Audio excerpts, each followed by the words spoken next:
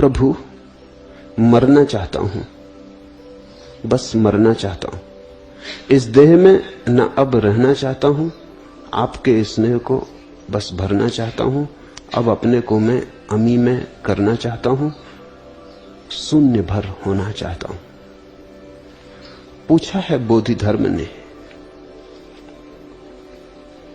समझना होगा, गहरे से समझना होगा, क्योंकि ये भाव अनेकों के मन में उठता है।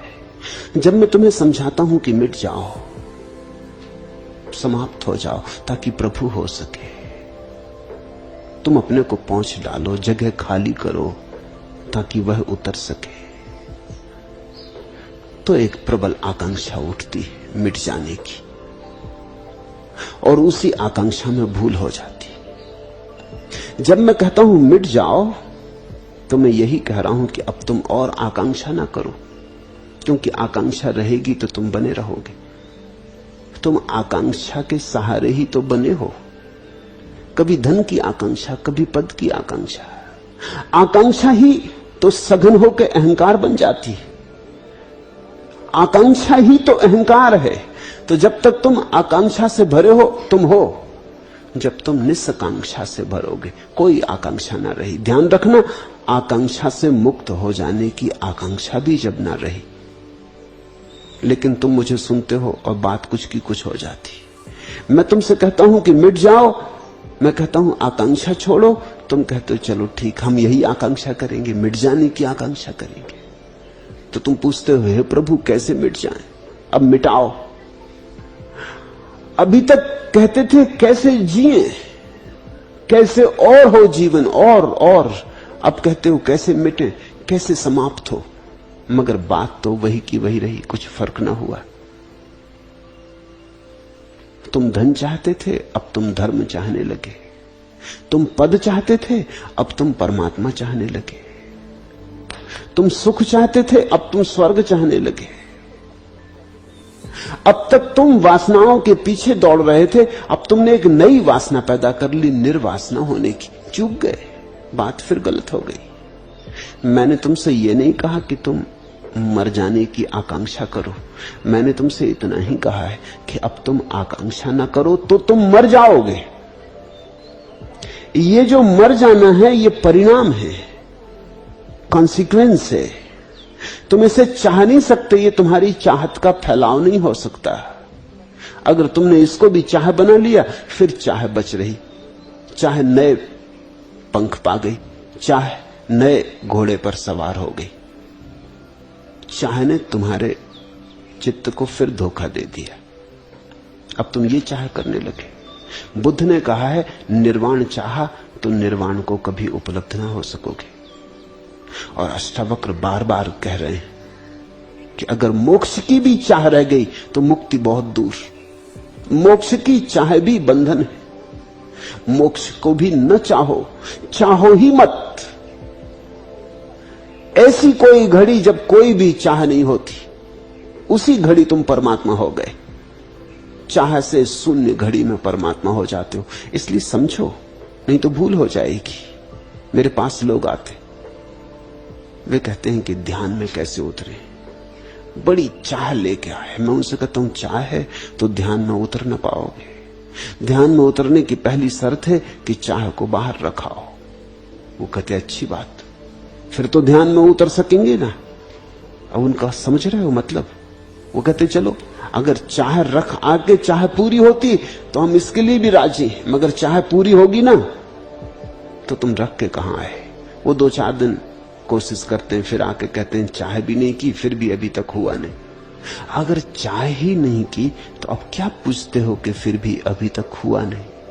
चाह बनी ही रही, चाह भीतर बनी ही रही। चाहने का चलो, कहा जाता है कि चाह छोड़ने से चाह पूरी होगी, चलो ये ढोंग भी कर लो, मगर तुम चूक गए, तुम समझ ना पाए। इसलिए तो निरंतर ये बात कही गई है, सारे शास्त्र कहते हैं कि जो कहा जाता है वही सुना नहीं जाता। जो सद्गुरु समझाते हैं वही तुम सुन पाते हो, ऐसा पक्का नहीं तुम कुछ का कुछ सुनते हो। तुम कुछ का कुछ कर लेते हो। देख लिया, जीवन में कुछ पाया नहीं, अब तुम कहते हो कैसे मिट जाए, मगर पाने की धारणा अभी भी बनी। अक्सर ऐसा होता है कि कोई व्यक्ति ध्यान करता है, अचानक एक दिन किरण उतरती, रोआ रोआ रस से भर जाती, अभिभूत हो जाता। बस उसी दिन से मुश्किल हो जाती। फिर वो रोज चाह करने लगता है कि ऐसा अब फिर हो, ऐसा अब फिर हो। फिर मेरे पास आता है, रोता गिड़गिड़ाता, कहता है कि बड़ी मुश्किल हो गई, घटना घटी भी और अब क्यों नहीं घट रही। मैं उससे कहता हूं कि जब घटी तो कोई चाह ना थी, तुम्हें पता ही ना था, तो चाह कैसे करते।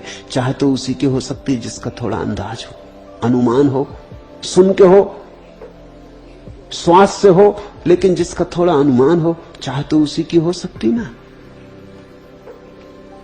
अब तुम्हें पता चल गया, स्वाद लग गया, किरण उतरी, पखरियां खिल गई हृदय की, कमल कमल खिल गए भीतर, तुम गदगद हो उठे। अब तुम्हें पता चल गया, अब मुश्किल आई, अब बड़ी मुश्किल आई, ऐसी मुश्किल कभी भी ना थी। अब तुम जब भी ध्यान में बैठोगे, ये चाह खड़ी रहेगी कि फिर हो, दोबारा हो। मैंने एक तिब्बती कहानी पढ़ी। कहते हैं दूर तिब्बत की पहाड़ियों में छिपा हुआ एक सरोवर है। उस सरोवर के किनारे एक वृक्ष है। वृक्ष बड़ा अनूठा, वृक्ष से भी ज्यादा अनूठा सरोवर है। कहते हैं उस वृक्ष को जो खोज ले, उस सरोवर को जो खोज ले और वृक्ष पर से छलांग लगा के सरोवर में कूद जाए तो रूपांतरित हो जाता है। कभी भूल चूक से कोई पक्षी गिर जाता है सरोवर में तो मनुष्य हो जाता है। कभी कोई मनुष्य खोज लेता है और उस वृक्ष से कूद जाता है तो देवता हो जाता है। ऐसा एक दिन हुआ। एक बंदर और एक बंदरिया उस वृक्ष पर बैठे थे। उन्हें कुछ पता न था और एक मनुष्य न मालूम कितने वर्षों की खोज के बाद अंततः वहां पहुंच गया। उस मनुष्य ने वृक्ष पर चढ़ के झंपापात किया।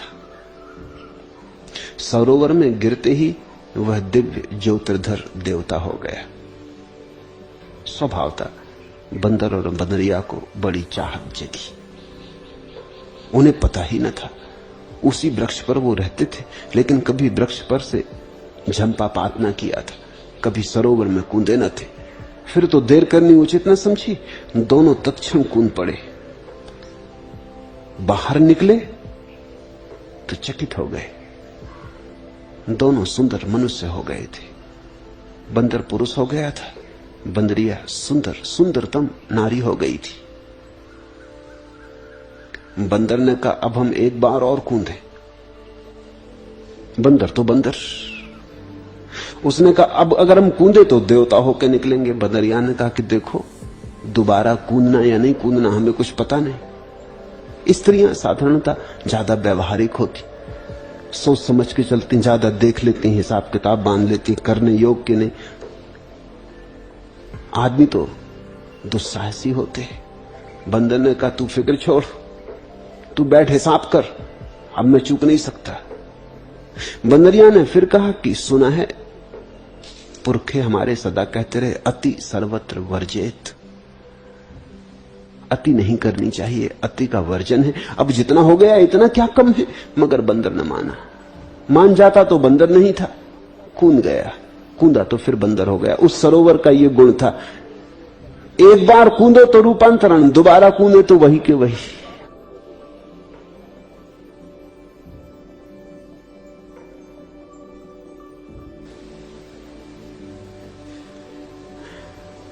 बंदरिया तो रानी हो गई, एक राजा के मन भाग गई। बंदर पकड़ा गया एक मदारी के हाथों। फिर एक दिन मदारी लेके राजमहल आया तो बंदर अपनी बंदरिया को सिंहासन पर बैठा देख के रोने लगा। याद आने लगी और सोचने लगा अगर मान ली होती बात, दोबारा न कूदा होता। तो बंदरिया ने उससे कहा अब रो मत, आगे के लिए इतना ही स्मरण रखो, अति सर्वत्र वर्जित। अति वर्जित है। ध्यान ऐसा ही सरोवर है, समाधि ऐसा ही सरोवर है, जहां तुम्हारा दिव्य ज्योतिर्धर रूप प्रकट होगा। लेकिन लोभ में मत पड़ना। अति सर्वत्र वर्जित। ये जो तुम्हारा प्रश्न है अत्यंत लोभ का है। प्रश्न को जरा गौर से देखो तो तुम्हें ख्याल आ जाएगा। मरना चाहता हूं, भरना चाहता हूं, करना चाहता हूं, शून्य होना चाहता हूं, चाहता हूं, चाहता हूं, चाहता हूं, चाह ही चाह। प्रत्येक पंक्ति में चाह ही चाह भरी। और यही मैं तुम्हें समझा रहा हूं कि चाहे कि संसार पैदा हुआ।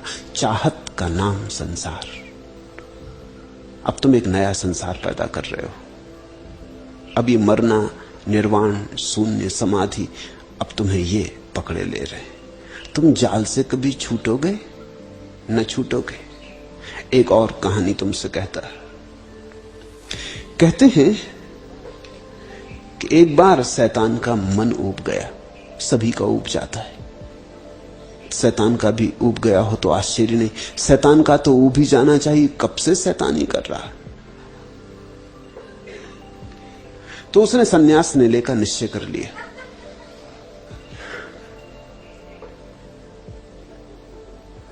तब उसने अपने गुलामों को बेचना शुरू कर दिया। बुराई, झूठ, ईर्षा, निरुत्साह, दर्प, हिंसा, परिग्रह आदि आदि सब पे तख्तियां लगा दी। खरीदार तो सदा से मौजूद हैं। शैतान की दुकान पर कब ऐसा हुआ कि भीड़ ना रही हो। परमात्मा के मंदिर खाली पड़े रहते, शैतान की दुकान पर तो सदा भीड़ होती, भारी भीड़ होती, जमघट होता। क्यों लगे रहते। और जब ये लोगों को पता चला कि शैतान अपने विश्वस्त गुलामों को भी बेच रहा है, तो सभी पहुंच गए। राजनेता पहुंचे, धनपति पहुंचे, सभी तरह के उपद्रवी पहुंच गए। क्योंकि शैतान के सुशिक्षित सेवक मिल जाएं तो फिर क्या, फिर तो दुनिया फतेह। एक के बाद एक गुलाम बिकने लगे। शैतान के भक्त आते गए और अपनी अपनी पहचान, अपनी अपनी पसंद का गुलाम खरीदते गए। पर एक बहुत ही भोंडी और कुरूप औरत खड़ी थी, जिसे कोई पहचान ही नहीं पा रहा था कि ये कौन है। और कठिनाई और भी थी कि उसके गले में जो तख्ती लगी थी सबसे ज्यादा कीमत की थी। अंततः एक आदमी ने पूछा कि महानुभाव, बड़ा आश्चर्य, इस स्त्री को हम पहचान नहीं पा रहे, ये कौन है आपकी सेविका, और ऐसी कुरूप और ऐसी भोंडी कि इसे देख के जी मिचलाता और सबसे ज्यादा कीमत लगा रखी। बात क्या है? कोई खरीदार गया भी नहीं इसके पास। ये देवी कौन है, इसके संबंध में कुछ बता दे। शैतान से उस ग्राहक ने पूछा। शैतान ने कहा, ओह, ये मेरी सबसे प्रिय और वफादार गुलाम है। मैं इसके सहारे बड़े आसानी से लोगों को अपने शिकंजे में कस लेता हूं। क्यों पहचाना नहीं इसे? बहुत कम लोग इसे पहचानते हैं, इसीलिए तो इसके द्वारा धोखा देना आसान होता है। इसे कोई पहचानता नहीं। मगर ये मेरा दाहिना हाथ है। फिर शैतान अट्ठास कर उठा और बोला, महत्वाकांक्षा है यह, महत्वाकांक्षा, एम्बिशन। ये सबसे भोंडी और सबसे कुरूप मेरी सेविका है, लेकिन सबसे कुशल। आदमी जीता महत्वाकांक्षा में, ये पालूं, ये मिल जाए और मिल जाए और ज्यादा मिल जाए। तुम उसी महत्वाकांक्षा को धर्म की दिशा में मत फैलाओ। सन्यास सत्य को पाने की महत्वाकांक्षा नहीं है। सन्यास महत्वाकांक्षा का त्याग है। सन्यास मोक्ष को पाने की नई चाह नहीं है। सन्यास सारी चाह की व्यर्थता को देख लेने का नाम है। अब तुम और मत चाहो, अब तुम चाह को जाने दो, अब इसे विदा कर दो। जिस दिन तुम चाह को विदा कर दोगे उसी दिन तुम शैतान के शिकंजे के बाहर हो गए हो। और जिस क्षण चाह को तुमने विदा कर दिया, उसी क्षण तुम पाओगे जो तुमने सदा चाहा था वो होने लगा। वो चाह के कारण ही नहीं हो पाता था।